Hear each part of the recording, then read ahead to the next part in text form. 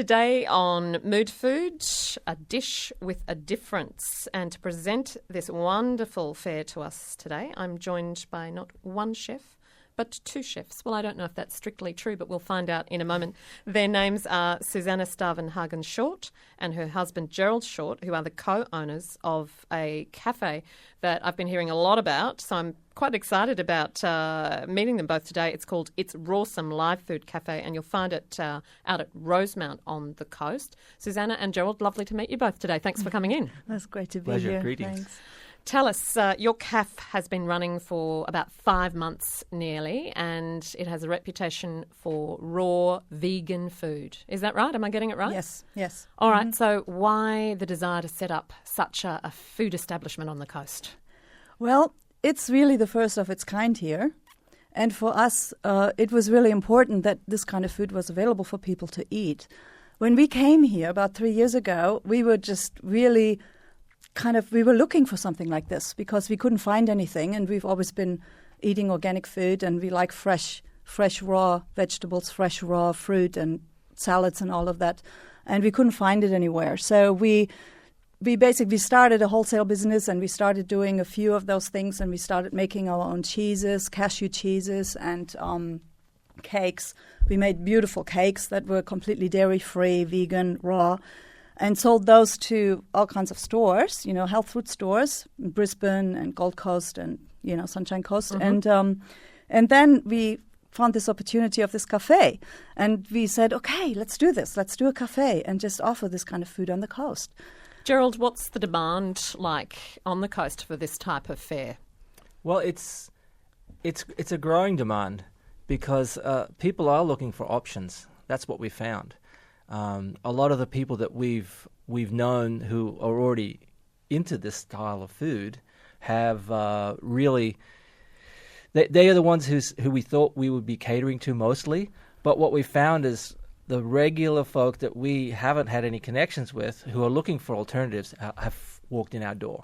That's what surprised us the most. So people, either whether it's a health issue or something where they're wanting to change their diet a little bit, looking at their weight. So they've started researching. The internet has been great for that stuff. So people have been looking, they've been finding recipes, and then they did a search and they found us. So they've sort of come that way as well. Would you say that vegan fare is labour intensive to put together in terms of creating this type of food?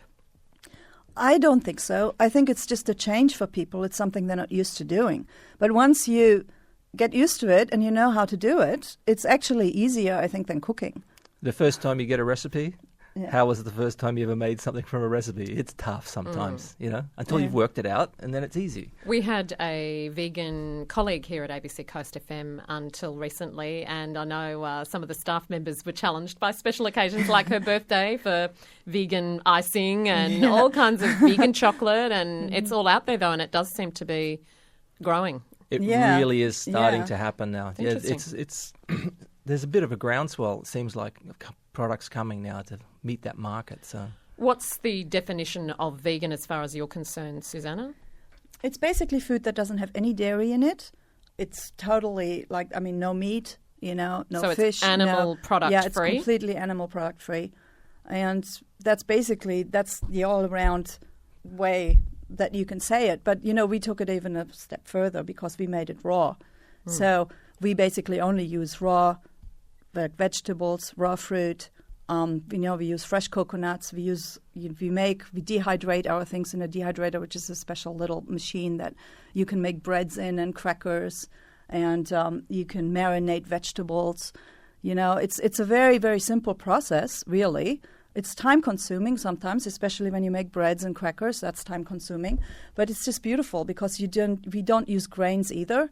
So we just use basically nuts and seeds, and what we also do with them, we sprout them, so that way you retain the enzymes in all these nuts and seeds. And also what you do when you don't cook food, you retain the enzymes in that too. What do you think the health benefits are to the human body as far as you're concerned from eating in that way? Well, basically when you're looking at getting something in its natural state, there are some foods that perhaps, you take a potato. You wouldn't want to eat a raw potato. Okay, so there are going to be some foods that perhaps are not going to be suitable for that type of eating. But a lot of food has all the basic vitamins, minerals, ingredients that you want for your body that can be in an assimilable form already. So the big thing is looking at how much you have to process it, how much energy your body needs to digest things. A lot of stuff is already in a assimilable state for the body, or it can be minimally processed that allows it to be taken in and utilized a lot easier.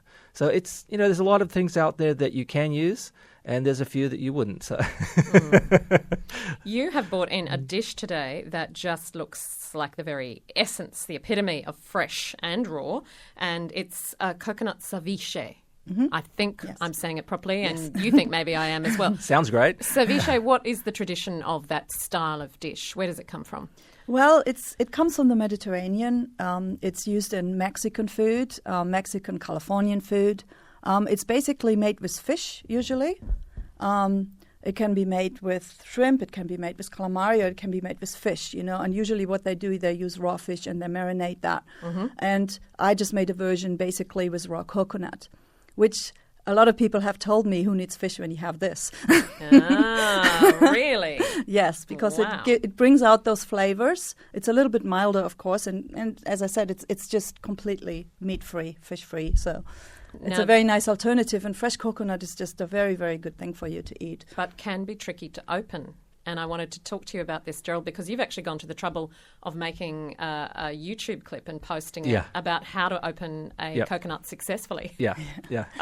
It can be fun looking at that. Now, it's sort of differentiating. It also give people a bit of an idea about when we're talking about coconut. Most people think, when they think of coconut, is the desiccated, dried coconut that they're used to seeing. And then the other coconut that often people see is the little brown, dark, hairy monkey face coconuts. Yep. And we're not talking about those. Those are more older, more mature, dried out style. They're not as fresh. So what we're referring to are typically the ones that we would mostly recommend people start with are the ones that you'll find in your supermarket or at the fruit and veg shops that are basically they're from Thailand mostly, and they're called young drinking coconuts. So that's what we're discussing here. And so the meat in that, usually it's between like 3 and 9 months of age, the meat on the inside, because as a coconut grows, the meat gets bigger and the water gets less. Yeah, okay. So that's how that happens. So we are they green on the exterior? They can be green or yellow with the full skin on it. They're huge things, coconuts, okay? And when you get to about a half of the size. Now, the ones that we buy in the supermarkets and such, they're all dressed, which means that outer husk is being removed, and they look like a white circle with a cone on top of it, basically. And they're all plastic wrapped and they have various names. But basically, if you ask for drinking coconuts, they'll know what you're talking about. And so they're very fresh. They just look like a white thing. People wonder what they are, and I say they're coconuts, and they look surprised. So that's sort of it's a little bit different for most people. And what's your YouTube clip called? If people want to have a pop it in their search engine, it's just if you go to youtube.com/itsrawsome. Okay. And that'll give you a few tips up there about tackling it in a safe manner, because that can be tricky. Yeah, well, the key part of that is just, if you're using the right hand with the cleaver, your left hand is nowhere there. So, I've seen some brutal ones online, and don't use those. There are many ways of opening them with a lot less energy, but it requires two hands touching close with a knife. So I say, okay, first time I'll show this one. I'm going to put other ones up there that have it more technical with a knife in a hand, but this is simple, where you just a few hits with a $4 cleaver. Don't use a good knife, people, please. You'll ruin it. No point. Go to the discount stores and you can buy a $5 knife to do that, and an ice cream scoop. Okay. You need an ice cream scoop and a cheap ice cream scoop and a $5 knife, and you can open any coconut. Oh, that sounds like a very good survival strategy. I'm speaking with Susanna and Gerald. They're from a local cafe called It's Rawsome, and they have presented me with a beautiful coconut ceviche, given the fact that the food that they prepare is raw and vegan. What typifies this particular dish as far as you're concerned, without doing a blow-by-blow of the ingredients? What do you think is the key, the core or the essence of your coconut ceviche beyond the coconut? It's just very fresh and citrusy. It has some tomato and some fresh cucumber in it. So the tomatoes I just picked actually from the farm. So they're just super fresh little tomatoes. And it comes with a guacamole and some chips, which, of course, I made myself in the dehydrator. But you can use different chips. You know, you can buy some in the supermarket, maybe some that don't have so much oil on them. So whatever best chips are to your liking. Yeah. Or make your own in the oven. Yes. You can do that too. You can take pita bread and roast Visually, that. it's a bit like a salsa-y type dish. Yeah. With the coconut kind of like a string noodle. noodles And added. I was about to say they almost look like calamari, like really fine calamari. Yes. Don't they? I'm going in. Wow. That is beautiful. Yeah. It's very fresh. And very soft. Yes. There's some fresh coriander in it too. And tangy, lime, a bit of chili. Yes. Yum. Which makes it for a really refreshing dish, especially now, you know, spring starting soon. It's a nice dish to have with people doing barbecues or whatever they're doing. It's a nice light start to what people are doing. Spring meal, isn't it? It's a spring meal, definitely. Well, it's absolutely beautiful. Any other little tips you can give us around this dish that you'd like to share?